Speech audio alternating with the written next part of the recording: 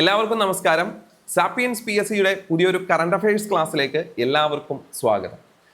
Current അഫയേഴ്സിന്റെ ഭാഗത്ത് വളരെ പ്രധാനപ്പെട്ട 10 ടോപ്പിക്കുകളിൽ ഓരോന്നായിട്ട് നമ്മൾ കവർ ചെയ്തുകൊണ്ടിരിക്കുകയാണ്. അതിൽ ആദ്യത്തെ ഭാഗത്ത് നമ്മൾ കവർ ചെയ്തത് നിയമസഭാ തെരഞ്ഞെടുപ്പ് 2026 ഒരു ക്ലാസ്സായി നിങ്ങളുടെ മുന്നിലേക്ക് എത്തിയിരുന്നു. രണ്ടാമത്തെ ക്ലാസ്സിൽ ബുക്കർ പുരസ്കാരവും ഇന്റർനാഷണൽ ബുക്കർ പുരസ്കാരവും നിങ്ങളുടെ മുന്നിലേക്ക് എത്തിയിരുന്നു. കഴിഞ്ഞ ഒരു ക്ലാസ്സിൽ നോബൽ പുരസ്കാരം 2025 നിങ്ങളിലേക്ക് എത്തിയിരുന്നു. അടുത്തതായിട്ട് നമ്മൾ പഠിക്കാൻ പോകുന്നത് 5ാമത്തെ ടോപ്പിക്കാണ് പത്മ പുരസ്കാരം. അപ്പൊ നമ്മൾ ഈ ഒരു ക്ലാസ് കൊണ്ട് പഠിച്ചു തീർക്കുന്നത് പത്മ പുരസ്കാരം 2026 ആണ്.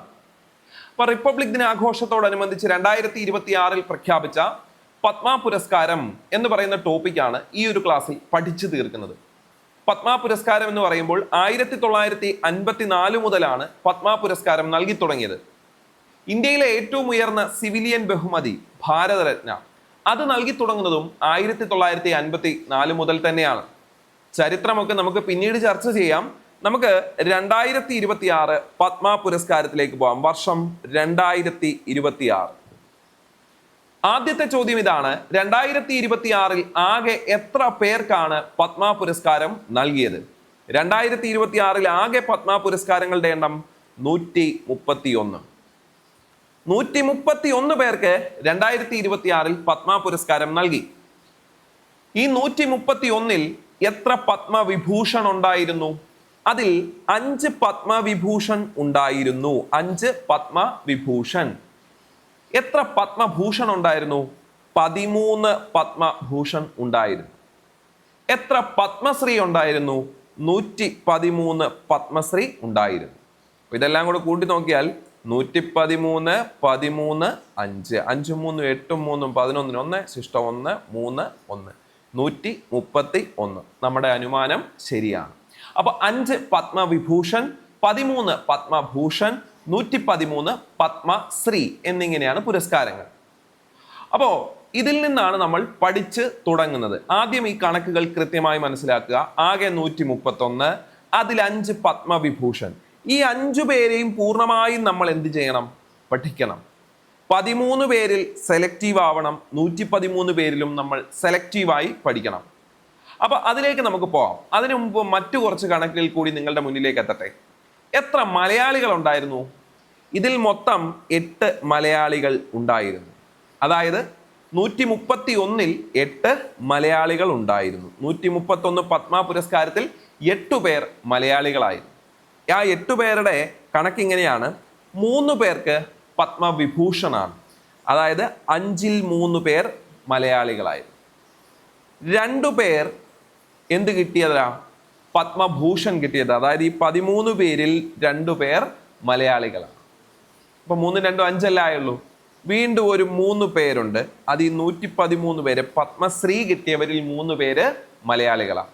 അപ്പൊ പത്മവിഭൂഷൺ കിട്ടിയ മലയാളികളുടെ എണ്ണം 3, പത്മഭൂഷൺ കിട്ടിയ മലയാളികളുടെ എണ്ണം 2, പത്മശ്രീ കിട്ടിയ മലയാളികളുടെ എണ്ണം 3. അപ്പൊ ഈ പറഞ്ഞ കണക്കുകളൊക്കെ നിങ്ങൾക്ക് ഇഷ്ടപ്പെട്ടല്ലോ, പഠിച്ചല്ലോ. അടുത്തതിലേക്ക് പോവാം.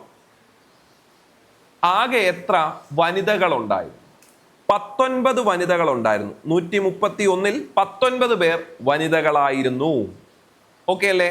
19 പേർ വനിതകളായിരുന്നു. മരണാനന്തരം ലഭിച്ചവർ 16 പേര്. 131 16 പേർ മരണാനന്തരം ലഭിച്ചവരാണ്.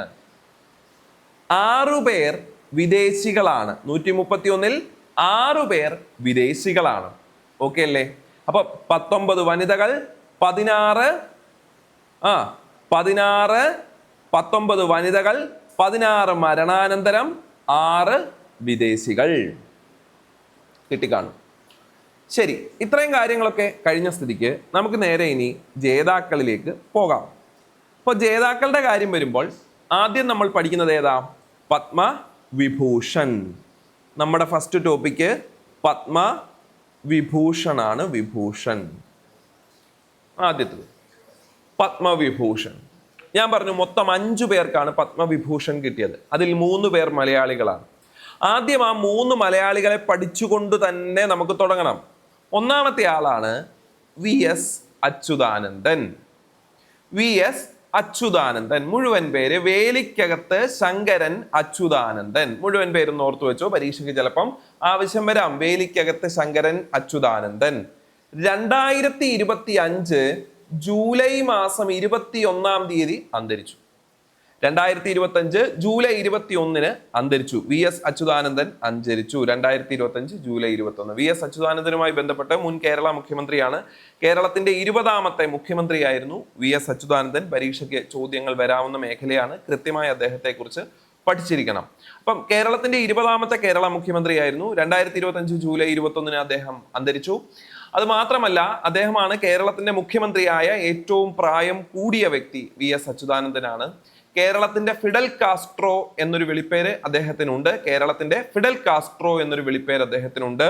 അതുകൂടാതെ കേരളത്തിലെ ഏറ്റവും കൂടുതൽ കാലം പ്രതിപക്ഷ നേതാവായിട്ട് ഇരുന്നതും VS അച്യുതാനന്ദൻ തന്നെയാണ്. അപ്പൊ പത്മവിഭൂഷൺ മൊത്തം 5 പേരാണ്. അതിൽ ഒന്നാമത്തെ പേരാണ് നമ്മൾ പഠിച്ചത്, VS അച്യുതാനന്ദൻ. രണ്ടാമത്തെ പേരാണ് KT തോമസ്. KT Thomas. എന്താണ് KT തോമസ്? കല്ലുപുരക്കൽ തോമസ്, അങ്ങനെയാണ് പേര്. കല്ലുപുരക്കൽ തോമസ്. രാജീവ് ഗാന്ധി വധക്കേസിൽ അധ്യക്ഷത വഹിച്ചു. സുപ്രീം കോടതിയിൽ രാജീവ് ഗാന്ധി വധക്കേസിൽ അധ്യക്ഷത വഹിച്ചത് ജസ്റ്റിസ് KT തോമസ് ആണ്. ഇദ്ദേഹത്തിന്റെ ഒരു മെമ്മോയർ, ഓർമ്മക്കുറിപ്പുണ്ട്, സോളമന്റെ തേനീച്ചകൾ അഥവാ ഹണീബീസ് ഓഫ് സോളമൻ. പരീക്ഷയ്ക്ക് കണ്ടു കഴിഞ്ഞാൽ എഴുതിക്കോണം, ഹണീബീസ് ഓഫ് സോളമൻ. സോളമന്റെ തേനീച്ചകൾ ആരുടെ ഓർമ്മക്കുറിപ്പ്? ജസ്റ്റിസ് KT തോമസിന്റെ ഓർമ്മക്കുറിപ്പാണ്. അപ്പൊ 2 പേരായി. മൂന്നാമത്തെ ആളാണ് P നാരായണൻ. ജന്മഭൂമി പത്രത്തിന്റെ സഹസ്ഥാപകനും ചീഫ് എഡിറ്ററുമായിരുന്നു P നാരായണൻ. അപ്പൊ ഈ 3 മലയാളികളെ നിങ്ങൾ ഓർത്തു വെച്ചോണം. പത്മവിഭൂഷൺ ആകെ 5 പേർക്കാണ്. അതിൽ 3 പേർ മലയാളികളാണ്. 1 VS Achuthanandan, 2 justice KT Thomas, 3 P Narayanan. അപ്പൊ ഈ പേരുകളൊക്കെ നിങ്ങൾക്ക് കിട്ടി. ഇത് കൂടാതെ ഒരു കാര്യം കൂടെ പറയാം.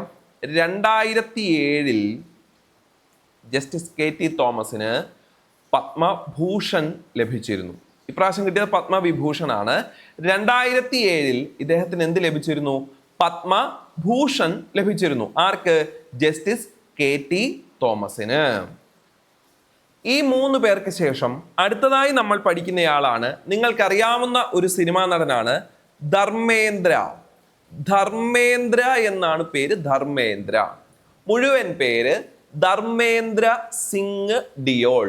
എന്താണ് പേര്? ധർമ്മേന്ദ്ര സിംഗ് ഡിയോൾ. അപ്പൊ പേര് ധർമ്മേന്ദ്ര സിംഗ് ഡിയോൾ എന്നാണ്. ധർമ്മേന്ദ്ര സിംഗ് ഡിയോൾ. അദ്ദേഹം ആരാണ്? അദ്ദേഹം നടനാണ്, അതുപോലെ നിർമ്മാതാവാണ്. അപ്പൊ നടനാണ്, നിർമ്മാതാവാണ്. ആര്? ധർമ്മേന്ദ്ര സിംഗ് ഡിയോൾ. 2012 ഇദ്ദേഹത്തിന് എന്ത് ലഭിച്ചു? പത്മഭൂഷൺ ലഭിച്ചു. ഇപ്പൊ കിട്ടിയത് പത്മവിഭൂഷൺ. 2012 പത്മഭൂഷൺ ഇദ്ദേഹത്തിന് ലഭിച്ചിരുന്നു. അതുകൂടാതെ ഇദ്ദേഹം അറിയപ്പെടുന്ന ഒരു പേരുണ്ട്, ഹീമാൻ ഓഫ് ബോളിവുഡ് എന്നറിയപ്പെടുന്നത് ആര്? അദ്ദേഹവും ധർമ്മേന്ദ്ര സിംഗ് ഡിയോൾ ആണ്. He-Man of Bollywood. ഹീമാൻ എന്നൊക്കെ കേട്ടിട്ടുണ്ട്. ഹീമാൻ, കരുത്തനായൊരു ഹീമാൻ അല്ലേ, കേട്ടിട്ടുണ്ട്. അടുത്തത്, ഇദ്ദേഹം അന്തരിച്ചത് കഴിഞ്ഞ വർഷമാണ്. 2025 നവംബർ മാസം 24 ധർമ്മേന്ദ്ര സിംഗ് ഡിയോൾ അന്തരിക്കുന്നത്. അപ്പൊ ധർമ്മേന്ദ്ര സിംഗ് ഡിയോൾ അന്തരിച്ചത് എന്ന് 2025 നവംബർ 24. ധർമ്മേന്ദ്ര സിംഗ് ഡിയോൾ. നമ്മൾ ആരെയൊക്കെ പഠിച്ചു? VS അച്യുതാനന്ദനെ പഠിച്ചു, ജസ്റ്റിസ് KT തോമസിനെ കുറിച്ച് പഠിച്ചു, പിന്നെ നമ്മൾ മൂന്നാമത്തത് P നാരായണനെ കുറിച്ച് പഠിച്ചു. ഇപ്പൊ നമ്മൾ പഠിച്ചത് ധർമ്മേന്ദ്ര സിംഗ് ഡിയോൾ. അഞ്ചാമത്തത് പത്മവിഭൂഷൺ കിട്ടിയ 5ാമത്തെ ആളാണ് N രാജം. അപ്പം കലയാണ് ഇവരുടെ മേഖല, കല. അതായത് വയലിനിസ്റ്റ് ആണ്. വയലിനിസ്റ്റ് എന്ന് പറഞ്ഞാൽ പോരാ, അറിയപ്പെടുന്ന ഒരു പേരുണ്ട്, ക്യൂൻ ഓഫ് വയലിൻ. അപ്പൊ ക്യൂൻ ഓഫ് വയലിൻ എന്ന് ആരറിയപ്പെടുന്നു? N രാജം അറിയപ്പെടുന്നു. അതുപോലെ തന്നെ ഒരു വോക്കൽ സ്റ്റൈല് ഇവർ വികസിപ്പിച്ചു. അതായത് എൻ രാജം വികസിപ്പിച്ച വോക്കൽ സ്റ്റൈലിന്റെ പേരാണ് ഗായകി ഗായകി ആങ്. കേട്ടോ, ഗായകി ആങ്. ഗായകി ആങ് എന്ന വോക്കൽ സ്റ്റൈലും ആര് വികസിപ്പിച്ചതാണ്? എൻ രാജം വികസിപ്പിച്ചതാണ്. നിങ്ങൾ ശ്രദ്ധിച്ചോളൂ, 1984, 2004 എന്നീ വർഷങ്ങളിൽ മറ്റുള്ള 2 പത്മ പുരസ്കാരവും ഇവർ നേടിയിരുന്നു. അതായത് 1984 പത്മശ്രീ നേടിയപ്പോൾ 2004 പത്മഭൂഷൺ ആര് നേടി? എൻ രാജം നേടി. അപ്പൊ എൻ രാജം എന്ന് പറയുന്നത് കലയാണ്, മേഖല, ക്യൂൻ ഓഫ് വയലിൻ എന്നറിയപ്പെടുന്നു. സ്വന്തമായി വികസിപ്പിച്ച വോക്കൽ സ്റ്റൈലിന്റെ പേര് ഗായകി ആങ് എന്നാണ്. 1984 പത്മശ്രീ ലഭിച്ചു. 2004 പത്മഭൂഷണും ആർക്ക് ലഭിച്ചു? എൻ രാജം. അപ്പൊ ഇത്രയായപ്പോ എന്തായി? 5 പേരായി. ഒന്നാമത് ആരാ നമ്മൾ പഠിച്ചത്? VS അച്യുതാനന്ദൻ. VS അച്യുതാനന്ദനെ കുറിച്ച് ഡീറ്റെയിൽ ആയിട്ട് കുറെ കാര്യങ്ങൾ പറയാനുണ്ട്. അദ്ദേഹത്തെ കുറിച്ച് പറഞ്ഞു കഴിഞ്ഞാൽ കുറെ നീണ്ടുപോകും, അതുകൊണ്ട് പറയുന്നില്ല. മറ്റൊരു ക്ലാസ് ആയിട്ട് നിങ്ങൾക്ക് ആവശ്യമുണ്ടെങ്കിൽ നിങ്ങൾ ജസ്റ്റ് കമന്റിൽ ഒന്ന് അറിയിച്ചാൽ മതി. VS അച്യുതാനന്ദൻ. അടുത്തത് ആരാണ്? ജസ്റ്റിസ് KT തോമസ്, പിന്നെ P നാരായണൻ, പിന്നെ ധർമ്മേന്ദ്ര സിംഗ് ഡിയോള്, എൻ രാജം. 5 പേരെ ഓർത്തിരിക്കാൻ ഒരു പാടും നിങ്ങൾക്കില്ല. അതിനകത്ത് നിങ്ങൾക്ക് ഒന്നുകൂടെ മനസ്സറിഞ്ഞൊന്ന് പഠിച്ചാൽ മാത്രം മതിയാവും. അപ്പൊ ഇത്രയും പഠിച്ചപ്പോൾ എന്ത് കഴിഞ്ഞു? പത്മവിഭൂഷൺ കഴിഞ്ഞു. ശ്രദ്ധിക്കൂ, ഇനി അടുത്തത് ഏതാ? പത്മഭൂഷൺ അല്ലേ? പത്മഭൂഷൺ അല്ലേ? പത്മഭൂഷൺ മൊത്തം 13 പേർക്ക് കിട്ടിയല്ലോ. അവരിലേക്ക് എല്ലാവരിലേക്കും ഞാൻ പോകുന്നില്ല. അവിടെ 2 മലയാളികളാണ് ഉള്ളത്. 13 പേരിൽ മൊത്തം 2 മലയാളികളാണുള്ളത്. ഒന്ന് നിങ്ങൾക്ക് എല്ലാവർക്കും അറിയാം, അദ്ദേഹത്തിന്റെ പേര് മമ്മൂട്ടി. മുഹമ്മദ് കുട്ടി പനപ്പറമ്പിൽ ഇസ്മയിൽ എന്ന മമ്മൂട്ടി. മുഹമ്മദ് കുട്ടി പനപ്പറമ്പിൽ ഇസ്മയിൽ എന്ന മമ്മൂട്ടി 1998 രാജ്യം പത്മശ്രീ നൽകി ആദരിച്ചു. 1998 രാജ്യം പത്മശ്രീ നൽകി ആദരിച്ചു. അതുകൂടാതെ ദേശീയ ചലച്ചിത്ര മികച്ച നടനുള്ള ദേശീയ പുരസ്കാരം ലഭിച്ചിട്ടുണ്ട്. മികച്ച നടനുള്ള സംസ്ഥാന പുരസ്കാരം ലഭിച്ചിട്ടുണ്ട് മമ്മൂട്ടി. 1998 പത്മശ്രീ ലഭിച്ചത് കൂടാതെ അദ്ദേഹത്തിന്റെ കരിയറിലെ ഏറ്റവും പ്രധാനപ്പെട്ട ഒരു പുരസ്കാരമായിരുന്നു 2022 കിട്ടിയ കേരള പ്രഭ. അതായത് കേരള സർക്കാർ നൽകുന്ന പരമോന്നത ബഹുമതിയാണ് കേരള ജ്യോതി. അതിന്റെ തൊട്ട് താഴെയുള്ള രണ്ടാമത്തതാണ് കേരള പ്രഭ. അത് 2022 ഇദ്ദേഹത്തിന് ലഭിച്ചിരുന്നു, മമ്മൂട്ടിക്ക് ലഭിച്ചിരുന്നു. മികച്ച നടനുള്ള സംസ്ഥാന അവാർഡ് ഏറ്റവും കൂടുതൽ തവണ ലഭിച്ചത് മമ്മൂട്ടിക്കാണ്. 7 തവണയാണ് മികച്ച നടനുള്ള സംസ്ഥാന അവാർഡ് മമ്മൂട്ടിക്ക് ലഭിക്കുന്നത്. മമ്മൂട്ടിയെ കൂടാതെ രണ്ടാമത്തെ മലയാളിയാണ് വെള്ളാപ്പള്ളി നടേശൻ. വെള്ളാപ്പള്ളി നടേശൻ പബ്ലിക് അഫയേഴ്സിലാണ് വെള്ളാപ്പള്ളി നടേശന് പത്മഭൂഷൺ ലഭിക്കുന്നത്.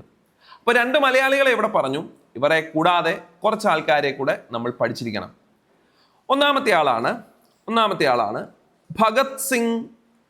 ഭഗത് സിംഗ് അല്ല, മുഴുവൻ പേര് ഭഗത് സിംഗ് കോഷിയാരി. ഭഗത് സിംഗ് കോഷിയാരി. ഒന്നുകൂടെ പറയാമോ? ഭഗത് സിംഗ് കോഷിയാരി. ആരാണ് ഭഗത് സിംഗ് കോഷിയാരി? ഉത്തരാഖണ്ഡിന്റെ മുൻ മുഖ്യമന്ത്രിയാണ് ഭഗത് സിംഗ് കോഷിയാരി. ഭഗത് സിംഗ് കോഷിയാരി ഉത്തരാഖണ്ഡിന്റെ മുൻ മുഖ്യമന്ത്രിയാണ് ഭഗത് സിംഗ് കോഷിയാരി. അതുകൂടാതെ ജാർഖണ്ഡിന്റെ ഒരു മുൻ മുഖ്യമന്ത്രിയുണ്ട്. ജാർഖണ്ഡിന്റെ മുഖ്യമന്ത്രിയുടെ പേരാണ് ഷിബു സോറൻ. ജാർഖണ്ഡിന്റെ മുൻ മുഖ്യമന്ത്രി. ജാർഖണ്ഡ് ഇന്ത്യയുടെ ധാതു സംസ്ഥാനം എന്നൊക്കെ അറിയപ്പെടുന്ന ജാർഖണ്ഡ്. അപ്പം ജാർഖണ്ഡിന്റെ മുൻ മുഖ്യമന്ത്രിയായ ഷിബു സോറനും ഉത്തരാഖണ്ഡിന്റെ മുൻ മുഖ്യമന്ത്രിയായ ഭഗത് സിംഗ് കോഷിയാരിക്കും പത്മഭൂഷൺ ലഭിച്ചിരുന്നു. അതുകൂടാതെ ഒരു പിന്നണി ഗായികയ്ക്ക് ലഭിച്ചു. പേര് അൽക്ക യാഗ്നിക്. കേട്ടോ, അൽക്ക യാഗ്നിക് പിന്നണി ഗായികയാണ് അൽക്ക യാഗ്നിക്. പിന്നെ ഒരാളാണ് വിജയ് അമൃതരാജ് ഉണ്ട്. പിന്നെ ഉള്ളത് ഉദയ് കൊടക്ക്. വിജയ് അമൃതരാജ്. ഈ വിജയ് അമൃതരാജ് എന്ന് പറയുന്ന പേര് നിങ്ങൾ ശ്രദ്ധിച്ചോണം. കായിക താരമാണ് വിജയ് അമൃതരാജ് കായിക താരമാണ്. ഉദയ് കൊടക്ക് മഹീന്ദ്ര ബാങ്കിന്റെ സ്ഥാപകനാണ്. വിജയ് അമൃതരാജ് ഇന്ത്യൻ ടെന്നീസ് താരമാണ് വിജയ് അമൃതരാജ്. ഉദയ് കൊട്ടക്കിനെ കുറിച്ച് നമ്മൾ പഠിച്ചു. ഇവരെയും കൂടി നിങ്ങൾ എന്ത് ചെയ്യണം, ഇവിടെ ഓർത്തു വെക്കണം. ആരൊക്കെ? ഭഗത് സിംഗ് കോഷിയാരി ഉത്തരാഖണ്ഡ്, ഷിബു സോറൻ ജാർഖണ്ഡ്, അൽക്ക യാഗ്നിക്ക് പിന്നണി ഗായിക, വിജയ് അമൃതരാജ് ഇന്ത്യൻ ടെന്നീസ് താരം, ഉദയ് കൊട്ടക്ക്. ഇവിടെ നിങ്ങൾക്ക് ഓർക്കാം, തമിഴ്നാട്ടിലെ മുഖ്യമന്ത്രിയെ വിജയ് ആണെന്ന് അറിയാമല്ലോ. അവിടുത്തെ പ്രതിപക്ഷ നേതാവ് ആരാ? ഉദയനിധി സ്റ്റാലിൻ അല്ലേ. അപ്പൊ വിജയുമുണ്ട് ഉദയുമുണ്ട്. ഇവിടെ ഉദയുമുണ്ട്. വിജയ് അമൃതരാജും ഉദയ് കൊടക്കും. പിന്നെ അൽക്ക യാഗ്നിക്ക് 2 മുൻ മുഖ്യമന്ത്രിമാർ, ഉത്തരാഖണ്ഡിന്റെയും ജാർഖണ്ഡിന്റെയും മുൻ മുഖ്യമന്ത്രിമാർ 2 മലയാളികൾ, മമ്മൂട്ടിയും വെള്ളാപ്പള്ളി നടേശനും. അപ്പൊ ഇത്രയായപ്പോൾ എന്ത് കഴിഞ്ഞു? പത്മഭൂഷൺ കഴിഞ്ഞു. ഇനി അടുത്തതായിട്ട് നമുക്ക് പോകാനുള്ള എങ്ങോട്ടേക്കാ? പത്മശ്രീ എന്ന് പറയുന്ന ഭാഗത്തേക്കാണ്. പത്മശ്രീയിൽ എത്ര മലയാളികളെയാ? കേരളത്തെ പ്രതിനിധീകരിച്ച് 3 പേർക്കാണ് ലഭിച്ചത്. പത്മശ്രീ കേരളത്തെ പ്രതിനിധീകരിച്ച് 3 പേര്. ആ 3 പേരെ ആദ്യം പറഞ്ഞിട്ട് ബാക്കി ഭാഗത്തേക്ക് വരാം. ആ 3 പേരിൽ ഒന്നാമത്തെ പേരാണ് A.E. മുത്തുനായകം. A.E. മുത്തുനായകം എന്ന് പറയുമ്പോൾ തമിഴനാണ് അല്ലെ. അദ്ദേഹം ഒരു പേര് കേൾക്കുമ്പോൾ ഒരു തമിഴ് ചൊവ്വ അദ്ദേഹത്തിന് വരുന്നുണ്ട്. പക്ഷെ കേരളത്തെ പ്രതിനിധീകരിച്ചാണ് ഇദ്ദേഹത്തിന് കിട്ടുന്നത്. ISROയിലെ സയന്റിസ്റ്റ് ആണ്. ശാസ്ത്രം എഞ്ചിനീയറിംഗ് എന്ന വിഭാഗത്തിൽ നിന്നാണ് A.E. മുത്തുനായകത്തിന് പത്മശ്രീ കിട്ടുന്നത്. ഒന്നാമത്തെ മലയാളിയുടെ പേര് പഠിച്ചു, A.E. മുത്തുനായകം. 2, കൊല്ലക്കയിൽ ദേവകി അമ്മ. കൊല്ലക്കയിൽ ദേവകി അമ്മ സോഷ്യൽ സർവീസ് എന്ന വിഭാഗത്തിലാണ് കൊല്ലക്കയിൽ ദേവകി അമ്മയ്ക്ക് ലഭിക്കുന്നത്. 3, കലാമണ്ഡലം വിമലാ മേനോൻ. കലാമണ്ഡലം വിമലാ മേനോൻ എന്ന് പറയുന്നത് ആരാണെന്ന് ചോദിച്ചാൽ, കലാമണ്ഡലം വിമലാ മേനോൻ കല എന്ന് പറയുന്ന വിഭാഗത്തിലാണ് കിട്ടുന്നത്. കലാമണ്ഡലം വിമലാ മേനോൻ മോഹിനിയാട്ടവുമായി ബന്ധപ്പെട്ട ആളാണ്. മോഹിനിയാട്ടം തൃശ്ശൂരാണ് സ്ഥലം. ഇപ്പൊ കൊല്ലക്കയിൽ ദേവകിയമ്മ ആലപ്പുഴയാണെങ്കിൽ കലാമണ്ഡലം വിമലാ മേനോൻ തൃശ്ശൂരാണ് സ്ഥലം. മോഹിനിയാട്ടമാണ്. കേരള നാട്യ അക്കാദമി സ്ഥാപകയാണ് കലാമണ്ഡലം വിമലാ മേനോൻ. കലാമണ്ഡലം വിമലാ മേനോൻ. അപ്പൊ ഇവിടെ നിങ്ങൾക്ക് ഓർക്കാം, മൂ ഉണ്ട്, ദേ ഉണ്ട്, വി ഉണ്ട്. അപ്പൊ നിങ്ങൾക്ക് എന്ത് ചെയ്യാം? A.E. മുത്തുനായകം, കൊല്ലക്കയിൽ ദേവകിയമ്മ, കലാമണ്ഡലം വിമലാ മേനോൻ എന്നിങ്ങനെ ഈ 3 പേരെ നിങ്ങൾക്ക് എന്ത് ചെയ്യാം? ഇവിടെ ഓർത്തു വെക്കാം. ഇവരെ കൂടാതെ കുറച്ച് കായിക താരങ്ങൾ കൂടി എന്ത് കിട്ടിയായിരുന്നു? പത്മ പുരസ്കാരം ലഭിച്ചായിരുന്നു. അതായത് പത്മശ്രീ ലഭിച്ചായിരുന്നു. കായിക താരം എന്ന് പറയുമ്പോൾ ഒന്നാമത്തെ പേര്, അദ്ദേഹത്തിന്റെ പേര് നിങ്ങൾക്കെല്ലാം പെട്ടെന്ന് ഓർത്തിരിക്കാൻ പറ്റും. പേര് രോഹിത് ഗുരുനാഥ് ശർമ്മ. ഒന്നാമത്തെ പേരെന്താണ്? രോഹിത് ശർമ്മ. ഇന്ത്യൻ ക്രിക്കറ്റ് താരമാണ് രോഹിത് ശർമ്മ. കൂടാതെ ഒരു വനിതാ ക്രിക്കറ്റ് താരത്തിന് കിട്ടി.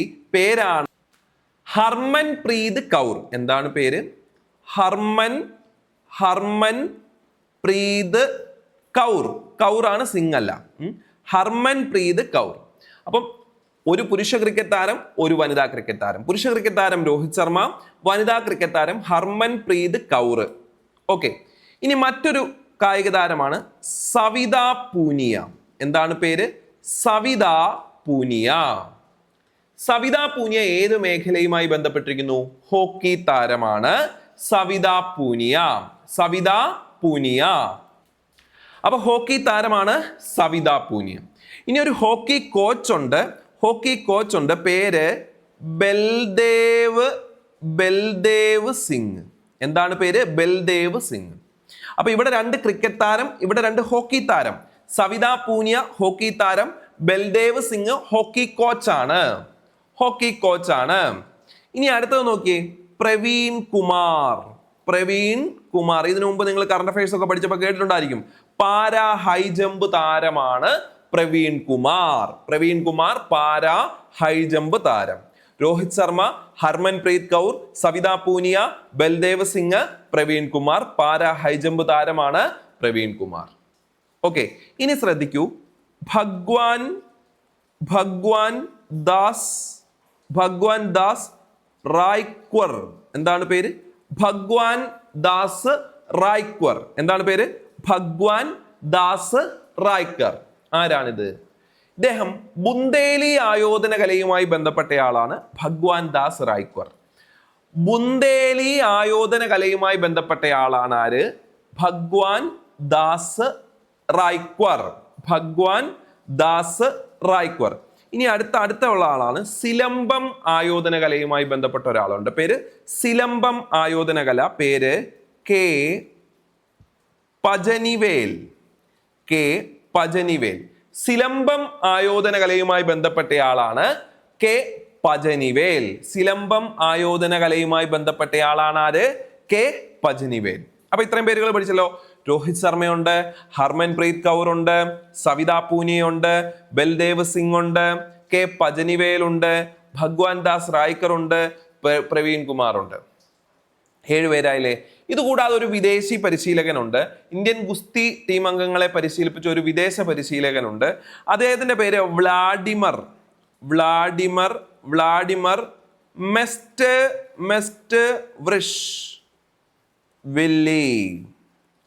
വ്ളാഡിമർ മെസ്റ്റ്വ്രിഷ്വില്ലി എന്ന വിദേശ പരിശീലകനത്തിന്റെ പേരൂടെ ഇദ്ദേഹം നിങ്ങൾ ഓർത്തോണം. ഇന്ത്യൻ ഗുസ്തി താരങ്ങളെ പരിശീലിപ്പിച്ച ഒരു വിദേശ പരിശീലകനാണ് വ്ളാഡിമർ മെസ്റ്റ്വ്രിഷ്വില്ലി.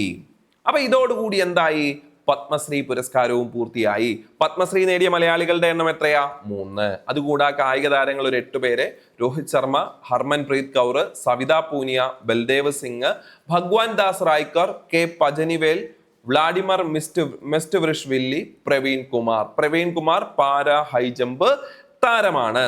അപ്പം ഈ ഒരു ക്ലാസ്സോടുകൂടി ഇത്രയും സമയം കൊണ്ട് പത്മ പുരസ്കാരം 2026 ഇവിടെ പൂർത്തിയായിരിക്കുകയാണ്. അപ്പോൾ നമുക്ക് ഈ ടോപ്പിക്കിലെ അടുത്ത ക്ലാസ്സുമായി നമുക്ക് വീണ്ടും കാണാം. എല്ലാവർക്കും നന്ദി.